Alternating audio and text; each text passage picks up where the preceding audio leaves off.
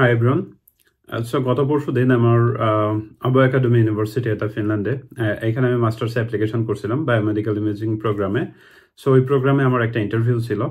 আজকের ভিডিওতে আমি সেই ইন্টারভিউ এক্সপিরিয়েন্স আপনাদের সাথে শেয়ার করব, যেন ইন ফিউচার এই যে কামিং ডেজ আপনারা হয়তো বা অনেকে অলরেডি ইন্টারভিউর কল পেয়েছেন বিভিন্ন ইউনিভার্সিটি বা বিভিন্ন প্রোগ্রাম থেকে, বা অনেকেই পাবেন। সো এই ভিডিওটা দেখার পরে অ্যাটলিস্ট আপনাদের একটা আইডিয়া হবে যে কি টাইপের ইন্টারভিউ কোশ্চেন হইতে পারে। সো সেটাই আমি আসলে আপনাদের সাথে শেয়ার করবো, এবং অবভিয়াসলি সাথে কিছু টিপস থাকবে যেটা ফলো করলে আপনারা হয়তো বা ইন্টারভিউ অনেক ভালো করতে পারবেন।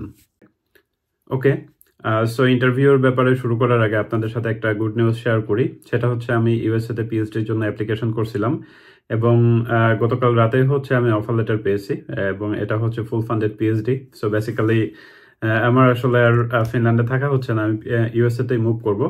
এবং এটা আসলে একটা লং জার্নি ছিল, এবং আমি হচ্ছে স্টেপ ওয়াইজ এই প্রতিটা এক্সপিরিয়েন্স বা আমার এই যে ফিনল্যান্ড থেকে ইউএসএ যে জার্নিটা আমি কিভাবে করলাম, এটা অবভিয়াসলি আমি হচ্ছে যে ফিউচারে আপনাদের সাথে পার্ট আকারে শেয়ার করব। তাহলে যারা ইন ফিউচার পিএইচডির জন্য অ্যাপ্লিকেশন করবেন, পার্টিকুলারলি ইউএসএ তে, এটা শুধুমাত্র ইউএসএ না, আপনি যেখানে অ্যাপ্লাই করেন না কেন, এটা অবশ্যই আপনাদের এই ভিডিওগুলো অনেক কাজে লাগবে। মানে হচ্ছে আমার এই পিএইচডি জার্নি রিলেটেড যে ভিডিওগুলো আমি আপনাদের সাথে শেয়ার করব।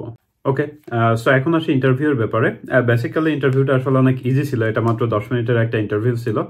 এবং তারা হচ্ছে আমাকে একটা আর্টিকেল দিয়েছিল, একটা ঠিক না 3টা আর্টিকেল দিয়েছিল, যেখান থেকে আমাকে বলছিল যে কোনো একটা আর্টিকেল হচ্ছে চুজ করে পড়তে, এবং ওইখানে আসলে মেইন থিমটা কি সেটা বোঝার জন্য। এবং ওইখান থেকে আমাকে 3 মিনিটের একটা অ্যাসাইনমেন্ট দিয়েছিল। অ্যাসাইনমেন্ট বলতে আসলে আর্টিকেল নিয়ে আমাকে 3 মিনিট কথা বলতে হবে। সো বেসিক্যালি যখন ইন্টারভিউ শুরু হয় তখন অ্যাজ ইউজুয়াল হচ্ছে যে কমন প্রশ্নের কথা আমি বলি যে ইন্ট্রোডিউস ইয়োরসেলফ, এটা নিয়েই আসলে শুরু হয়েছিল। এটার পরে হচ্ছে সেকেন্ড কোশ্চেন ছিল যে আমি ওই প্রোগ্রামে কেন অ্যাপ্লাই করছি, I mean why did you apply to this programme. এটা খুবই কমন আর একটা প্রশ্ন। এরপরে আসে হচ্ছে article related question, but article related question আসলে একটু আনএক্সপেক্টেড কোশ্চেন ছিল, কারণ আমি ভেবেছিলাম তারা হয়তো আমাকে জিজ্ঞেস করবে যে ওকে ফাইন, এখন তুমি আর্টিকেল সম্পর্কে 3 মিনিট বলো। তারা সেটা না করে আমাকে যেটা করছিল, তারা আর্টিকেলে আসলে কিছু ক্রিটিক্যাল পয়েন্ট ছিল, সেই ক্রিটিক্যাল পয়েন্ট থেকে আমাকে 2টা কোশ্চেন করছিলেন। এটা এমসিকিউ টাইপের কোশ্চেন ছিল, এবং আমাকে ওইখানে রাইট আনসারটা আইডেন্টিফাই করে ওটা আসলে কেন রাইট সেটার একটা এক্সপ্লানেশন দেওয়া লাগছিল, এই আর কি। এরপর আসলে তারা আমাকে আর আর্টিকেল রিলেটেড কোনো কোশ্চেন করে নাই, পরবর্তী কোশ্চেনে চলে গেছিল। এবং এর পরবর্তী কোশ্চেনটা ছিল যে আমার হচ্ছে যে ফিউচার প্ল্যানটা কি, বা আগামী 5 বছর পরে আমি নিজেকে কোথায় দেখতে চাই। সো এটা কিন্তু আমি এর আগে আমার ভিডিওতে ডিসকাস করছিলাম। এবং এর পরবর্তী প্রশ্ন ছিল যে আমি নিজেকে আসলে কেন ভালো স্টুডেন্ট মনে করি। সো এই 4-5টা কোশ্চেনে আসলে ছিল, এর বাইরে তেমন কিছু ছিল না, কারণ আপনারা জানেন যে 10 মিনিট আসলে খুব কম সময়। সো 10 মিনিটে আসলে তেমন কিছু জিজ্ঞেস করারও অপরচুনিটি হয় না বা সুযোগ হয় না। সো এরপরে হচ্ছে তারা আমাকে জিজ্ঞেস করেছিল যে তাদের কাছে আমার কিছু জানতে চাওয়া আছে কিনা। আমি কিন্তু আমার আগের ভিডিওতে বলছিলাম যে অবশ্যই যখন তারা কোনো কিছু বলবে, যখন তারা বলবে যে তাদের কাছে কোনো কিছু জানতে চাওয়ার আছে কিনা, তখন অবশ্যই আমাদের উচিত হচ্ছে যে তাদেরকে প্রশ্ন করা। সো বেসিক্যালি আমি আসলে তাদেরকে 3টা প্রশ্ন করছিলাম, করার পরে দেখি হচ্ছে অলরেডি 2 মিনিট সময় পার হয়ে গেছে। তখন আমি বললাম যে ওকে ফাইন, এখন তো 2 মিনিট সময় পার হয়ে গেছে, আমার কি অ্যাডিশনাল প্রশ্ন করা উচিত হবে কিনা, যেহেতু 10 মিনিট সময় অ্যালোকেট করা ছিল। তখন তারা বললো যে ওকে ফাইন, আমরা এখানেই থামতে পারি। এবং এরপরে হচ্ছে বললো যে উইদিন ফিউ উইকস এর মধ্যে তারা আমার রেজাল্টটা দিয়ে দিবে। সো বেসিক্যালি এই ছিল হচ্ছে যে আমার ইন্টারভিউ এক্সপিরিয়েন্স, এবং অবভিয়াসলি আমি কনফিডেন্ট যে এখান থেকে আসলে অফার লেটার আসবে। সো এটা হচ্ছে চলে গেল আমার পার্ট। এখন আসি যে আপনারা যারা in the coming days interview বসবেন, তাদের জন্য আসলে আমার সাজেশনটা কি। সো বেসিক্যালি আমি কিন্তু রিসেন্টলি গত 21 তারিখে একটা পিএইচডি ইন্টারভিউ ছিল, 6 তারিখে আর একটা পিএইচডি ইন্টারভিউ ছিল, এবং এই 13 তারিখে আর একটা দিলাম মাস্টার্সের। সো এই সমস্ত এক্সপিরিয়েন্স থেকে আমি আপনাদের সাথে যেটা শেয়ার করতেছি, অবভিয়াসলি আপনারা যদি এটা ফলো করেন তখন ইন্টারভিউ আপনাদের ভালো করার পসিবিলিটি অনেক বেশি থাকবে। ফার্স্ট অফ অল সেটা হচ্ছে যে নার্ভাস হওয়া যাবে না, কারণ আমরা হয়তো বা মনে করি যে তারা কি না কি জিজ্ঞেস করবে, বা আমি যদি একটা রং আনসার দিই ব্যাপারটা কেমন হবে। Nothing like this. ওইখানে হচ্ছে যে আপনি তাদেরকেও চিনেন না, তারাও আপনাকে চিনে না, আপনি জাস্ট আপনাকে অ্যাডভার্টাইজ করবেন। সো ফার্স্ট থিং হচ্ছে যে নার্ভাস হওয়া যাবে না। আপনি যেটা করবেন যে আপনার ইন্টারভিউ যে টাইমে তার 10-15 মিনিট আগেই হচ্ছে যে জুম বা যে লিঙ্কটাই দেখা হোক না কেন ওইখানে জয়েন করে রিল্যাক্স হওয়ার ট্রাই করবেন। আমি যেটা করি অলওয়েজ সেটা হচ্ছে 10-15 মিনিট আগে জয়েন করি, এরপরে হচ্ছে যে আমি ইউটিউব স্ক্রল করি। আমার ফেসবুক নাই, সো আমি ইউটিউব স্ক্রল করি, কোনো ভিডিও দেখি, মানে নিজেকে আসলে নিজের মাইন্ডটাকে ডাইভার্ট করে রাখার ট্রাই করি। কারণ ওই টাইমে যদি ওই ইন্টারভিউ নিয়ে থিঙ্ক করা হয় যে কি হবে কি না হবে, তখন দেখা যায় যে যে আসলে আলটিমেটলি তখন নার্ভাস ফিল করতে হয়।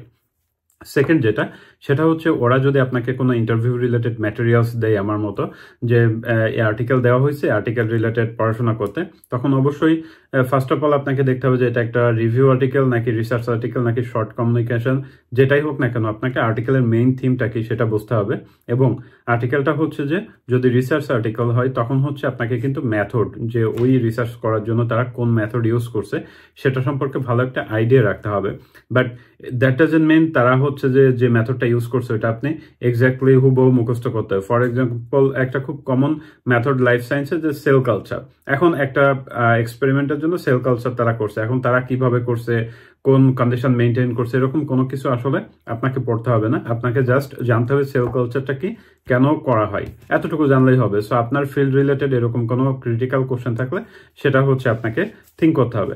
এরপরে যে সাজেশন সেটা হচ্ছে যে বি স্পেসিফিক, মানে আপনার কিন্তু ইন্টারভিউর জন্য একটা টাইম অ্যালোকেট করা আছে, সো ওই সময়ের ভেতরে আপনাকে আনসারগুলো দিতে হবে। এই জন্য কোনো একটা আনসার দেওয়ার আগে আপনি যদি একটা ভূমিকা করে আনসারটা দিতে যান তখন দেখা যাবে যে আপনি মেইন যে টপিক বা মেইন যে আনসার সেটা থেকে অনেক দূরে সরে যাবেন। এই জন্য বেটার আপনি ডিরেক্টলি আনসারে চলে যাবেন, যেহেতু সময় কম আপনার। অ্যান্ড পরবর্তী সাজেশন হচ্ছে যে আপনার এটার জন্য কোশ্চেন রেডি করবেন, যে আপনি যে প্রোগ্রামের জন্য ইন্টারভিউর কল পাচ্ছেন ওই প্রোগ্রামের জন্য অবশ্যই যারা ইন্টারভিউয়ার থাকবে তাদের জন্য কিছু কোশ্চেন রেডি করে রাখবেন, যে এই কোশ্চেনগুলো আপনি তাদেরকে জিজ্ঞেস করবেন। কারণ আপনি যদি কোনো কোশ্চেন জিজ্ঞেস নাই করেন তখন এটা একটা নেগেটিভ ইম্প্যাক্ট ক্রিয়েট করবে।